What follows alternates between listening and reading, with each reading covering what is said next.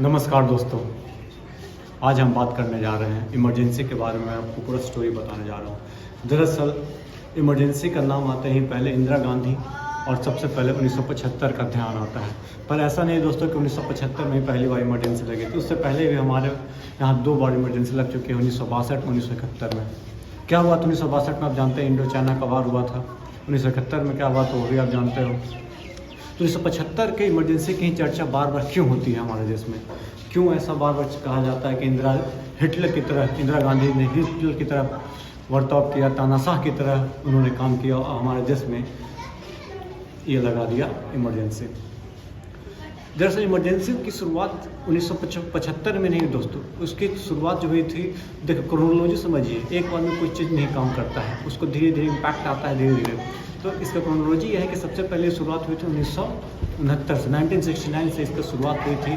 धीरे धीरे नहीं होता है, बूंद बूंद से क्या बढ़ता है, बूंद बूंद से बढ़ता है क्या, इस तरह से विस्फोट हुआ कि इमरजेंसी लगाना पड़ेगा पूरे देश में। दरअसल हुआ क्या था मैं बताता हूँ आपको।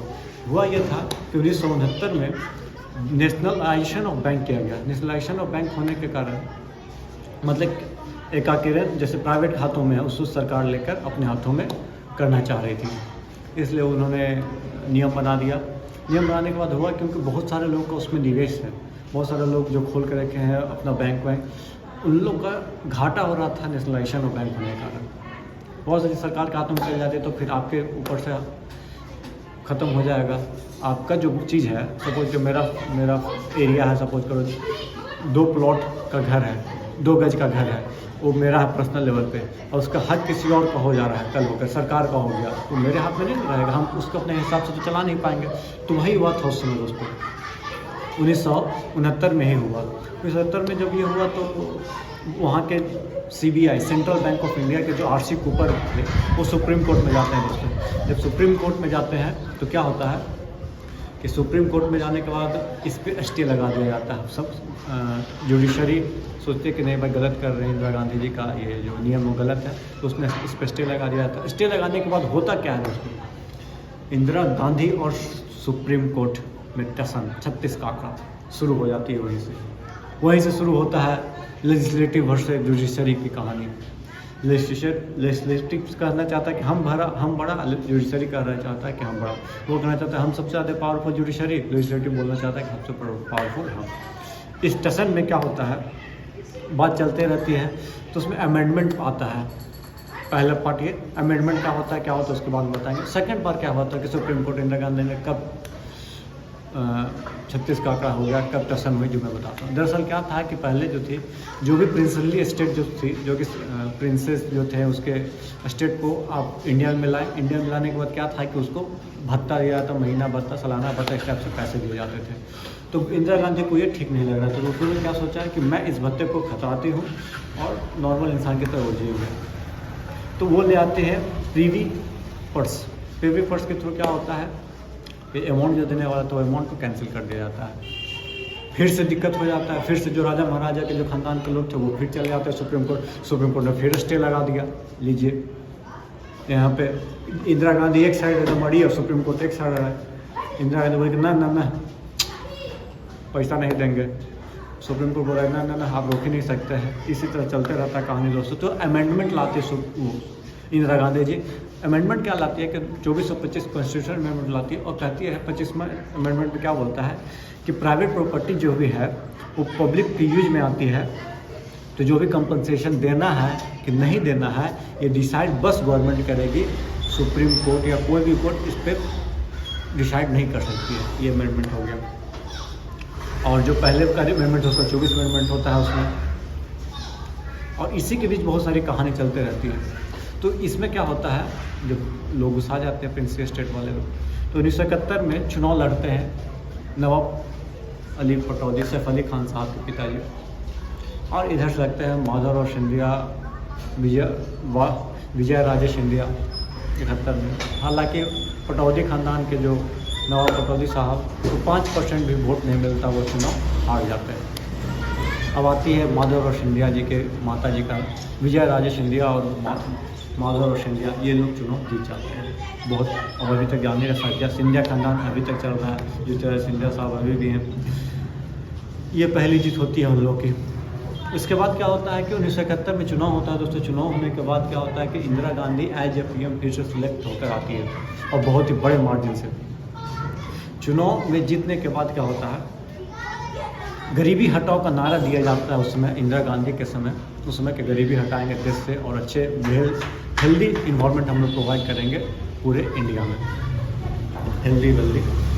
तो क्या होता है 1971 में चुनाव जीतने के बाद लड़ाई भी हो जाता है भाई इंडिया पाकिस्तान में। पाकिस्तान में देखिए इंडिया पाकिस्तान और बंटवारा दिस दैट पूरा कहानी पर बोलते हैं 15 अगस्त कैसे बना 1971 के चुनाव लड़ाई के समय में।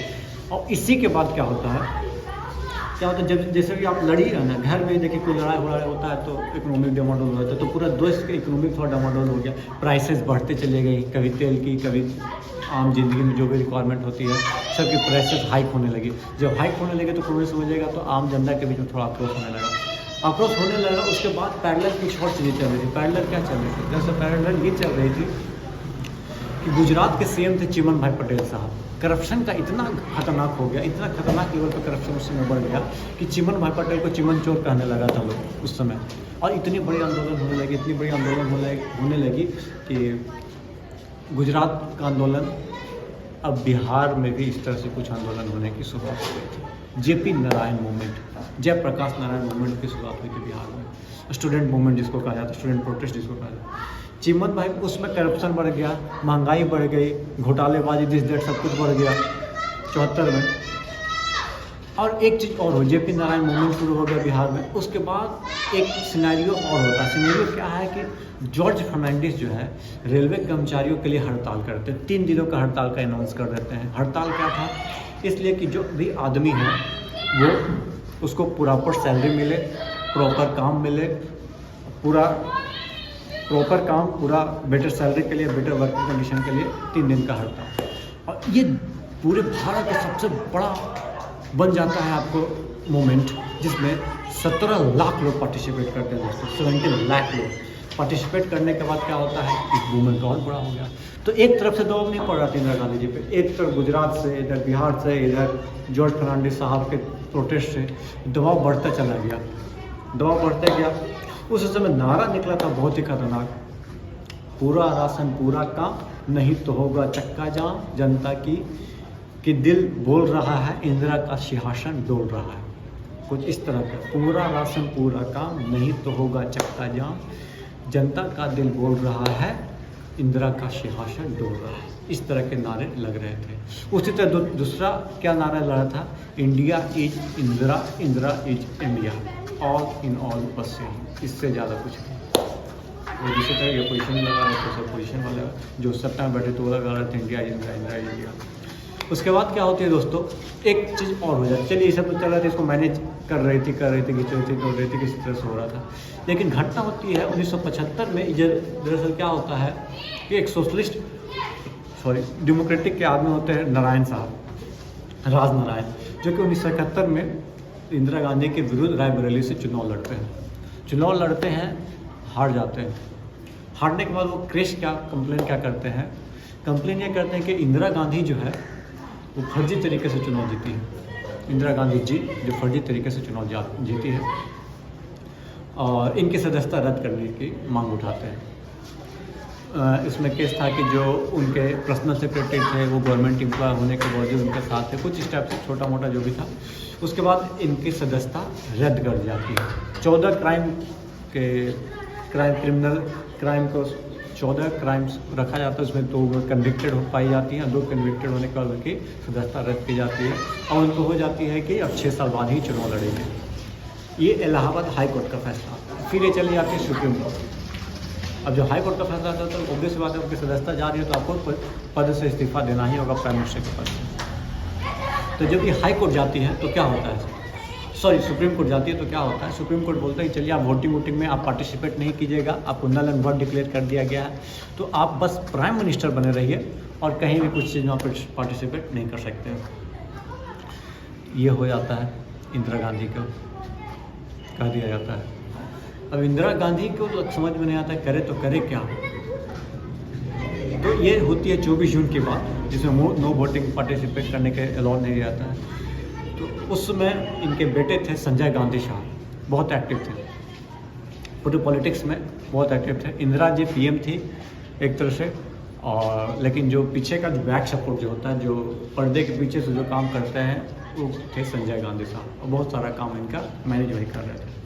तो दरअसल क्या हुआ था कि इंटरनल जैसे 24 तारीख को ये काम हो गया, इंदिरा गांधी को सुप्रीम कोर्ट ऐसा बोला, तो सोचा जाए कि क्या किया जाए कि अपनी गद्दी को बचा ले, ये जो देश में माहौल ख़राब हो गया है उसको कैसे क्या किया जाए। तो इन लोग सोचते हैं कि इमरजेंसी लगा दिया जाए, जिससे कि सब रुक जाएगा, थम जाएगा, पावर भी, और जो चुनाव होने हैं चुनाव भी रुक जाएंगे।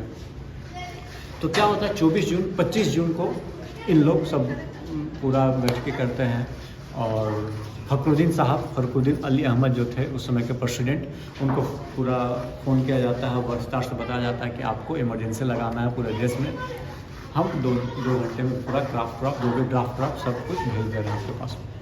तो जेपी नारायण फखरुद्दीन अली साहब बोले चलो, प्रेसिडेंट का तो आप जानते ही आज के इंडिया में हमारे यहाँ प्रेसिडेंट का पावर है, पर कितना पावर है जो हमको सब पता है। इमरजेंसी लगाने की बात होती है, तो इमरजेंसी लगाने के बाद क्या होता है कि जो दिल्ली में कोई कहीं प्रदर्शन जो कर रहे होते हैं, उन सभी नेता को उठा लिया जाता है, उठाकर जेल में डाल दिया जाता है। तिहाड़ जेल के मैनेजर को, तिहाड़ जेल के जो भी मैनेजमेंट थे, उनको फ़ोन किया जाता है कि आप 200-250 सीट 200-250 कैदियों को रखने का जगह बनाइए, आपके यहाँ आने वाले हैं। 25 तारीख को ही दोस्तों पूरा बड़े नेताओं को, बड़े जो भी दिग्गज नेता थे जो कि पार्टिसिपेट कर रहे, जैसे में जेपी नारायण, चाहे लालकृष्ण आडवाणी हो, चाहे जॉर्ज फर्नांडिस साहब हो, चाहे कोई बहुत चरण सिंह हो, सबको उठाकर जेल में डाल दिया जाता है।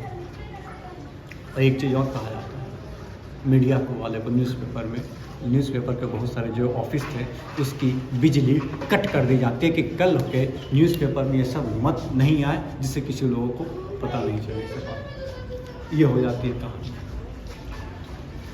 और 26 को क्या होता है, उसके पहले IP गुजराल साहब जो थे, इंदर गुजराल साहब को फ़ोन किया जाता है, जो कि मिनिस्टर थे NB के, उनको फ़ोन करके बुलाया जाता है, आप आइए सर, यहाँ मीटिंग है 6 बजे सुबह में। वो निकल के जाते हैं, तो उनको लगता है कि इंदिरा गांधी जी रिजाइन करने वाली है, क्योंकि उन पर एलिगेशन इस पर।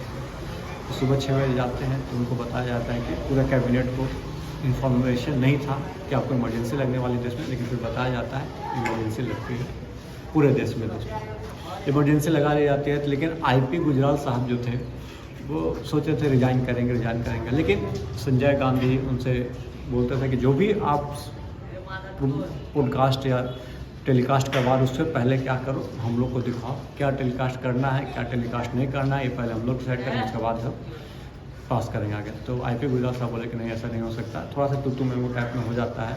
तो गुजराल साहब बोल देते हैं संजय गांधी साहब को कि देखिए, आपके इतना बड़ा मेरा बच्चा है, तो आप कृपया इज्जत से बात करें, इस माहौल को, गर्मी को या प्यार से बात करें, रिस्पेक्ट देकर बात करो, ऑब्वियसली बात करें। इस माहौल को देखते हुए इंदिरा गांधी शांत करवाती है, फिर उनको मिनिस्ट्री जो है चेंज कर दिया जाता है। IP गुजराल को मिनिस्ट्री जब चेंज होता है तब तो शांत बैठ जाते हैं, फिर दूसरे मिनिस्टर का लगाया जाता है। तो बाकायदा पूरे जो भी सोशल मीडिया उस समय तो था नहीं, उस समय जो भी न्यूज़पेपर था, जो भी दूरदर्शन था, जो भी रेडियो था, सब पे कब्जा कर लिया जाता है। कब्जा कर लिया तो वही इन्फॉर्मेशन दिया जाता है जो इन्फॉर्मेशन को देना चाहिए, ये होता है। उसके बाद क्या होता है दोस्तों, फंडामेंटल राइट्स पूरे 26 तारीख को क्या होता है, सुबह में रेडियो पर आती है इंदिरा गांधी और अनाउंस करती है कि देखिए पूरे देश में इमरजेंसी लग गई है इंटरनल डिस्टर्बेंस के कारण, और जब इमरजेंसी लगे तो आप लोग को पैनिक होने की बात नहीं है, सब कुछ मैनेज हो जाएगा, आप टेंशन ना लें। उसके बाद क्या होता है दोस्तों, इमरजेंसी लगी रहती है, तो इसमें इमरजेंसी का इम्पैक्ट क्या होता है, अंदर में क्या होता है, इमरजेंसी के दौरान क्या होता है, मैं बताता हूँ। संजय गांधी साहब बहुत सारे रूल्स ऐसा लाते हैं, गरीबी हटाओ और ब्यूटीफुल साइनिंग जो बात होते हैं कि भाई दिल्ली में जो प्रॉपर्टी है जिस डेट है उसको हटाकर अच्छा मकान बनाए, वहाँ रहने को हम दे, जिससे हमारा जो भी शहर है वो अच्छा दिखे।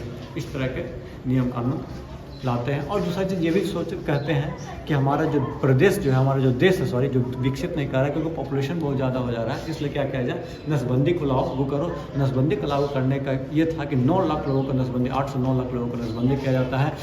बच्चे, बूढ़े, जवान कुछ भी नहीं देखा जाता, पकड़ के नसबंदी कर दिया जाता है। ये चीज़ है, इम्पैक्ट इतना खतरनाक था। उसमें पावरफुल पीएम भले ही इंदिरा गांधी जी हों, लेकिन बैक स्टेज से सभी डिसीजन लेने वाले यही थे, संजय गांधी साहब। तो जब ये इस तरह से कंटिन्यू ये 2 साल तक चलता है, तो क्या होता है 26 जुलाई 1975 से लेकर 21 मार्च 1977 तक 1 लाख लोगों को इस बीच में अरेस्ट किया जाता है दोस्तों। बहुत बड़े बड़े लीडर, कांग्रेस के लीडर को भी अरेस्ट किया जाता है। क्यों? क्योंकि बहुत सारे लोग इसको एक्सेप्ट नहीं कर रहे थे, बहुत सारे इसको रिजेक्ट कर दे रहे थे, फिर भी उनको अरेस्ट किया जाता है। फिर 21 मार्च 1977 को क्या होता है, इलेक्शन डिक्लेयर हो जाता है। तो इंदिरा गांधी को लगा कि अब तो बहुत दिन हो गया, नेता उतना शांत हो गया है, माहौल को शांत कर दिया गया 2 साल। और दूसरा कारण ये भी था कि भाई नेशनल मीडिया भी तो, इंटरनेशनल मीडिया भी तो देखा, इंटरनेशनल लोग बोल रहे हैं डेमोक्रेटिक कंट्री, ऐसा क्या चल रहा है 2 साल से कि आप हटा ही नहीं रहे इमरजेंसी। तो बहुत सारा होने के बाद, देश होने के बाद 1977 को इलेक्शन डिक्लेयर हो जाता है। लेकिन दोस्तों होता है क्या है कि 1977 में चुनाव हार जाती है मैडम इंदिरा गांधी। चुनाव हारने के बाद क्या होता है, हालांकि 2 साल या अगला 2 साल बाद ही चुनाव हो जाता है, फिर से इंदिरा गांधी रिटर्न बैक हो जाती है। ये थी कहानी दोस्तों इंदिरा गांधी जी की, इमरजेंसी को डार्केस्ट पीरियड ऑफ इंडिया कहा जाता है। इसको मानते हैं सभी लोग, चाहे कांग्रेस के नेता हो, चाहे कोई भी नेता हो, हम लोग एक्सेप्ट कर चुके हैं कि हाँ थोड़ा सा गड़बड़ हुई थी। कुछ लोग उस समय के क्या तो बिजनेसमैन लोग, क्या हुआ था कि ट्रेन लोग आना जाना सब कुछ, कोई स्ट्राइक नहीं, कुछ नहीं, तो कुछ इमरजेंसी को अच्छा भी बता रहे थे कि चलो ठीक है इमरजेंसी लगा है, तो ट्रेन तो आ रही है, बिजनेस में कोई दिक्कत नहीं हो रहा है, कुछ इस टाइम में काम सब पंचुअल हो रहा है। इस तरह से पूरा इमरजेंसी की कहानी रही दोस्तों। यदि हमारी कहानी अच्छी लगी तो हमारे चैनल को लाइक शेयर सब्सक्राइब जरूर कीजिएगा, और वीडियो पसंद आया हो तो शेयर जरूर कीजिए, और खूब लोगों को इसको बढ़ाइए। और कुछ दिक्कत हुआ हो तो शिकायत करना हो तो शिकायत भी कर दीजिएगा कमेंट बॉक्स में, हम जरूर आपको रिप्लाई देंगे। तब तक के लिए जय हिंद, जय भारत, नमस्कार।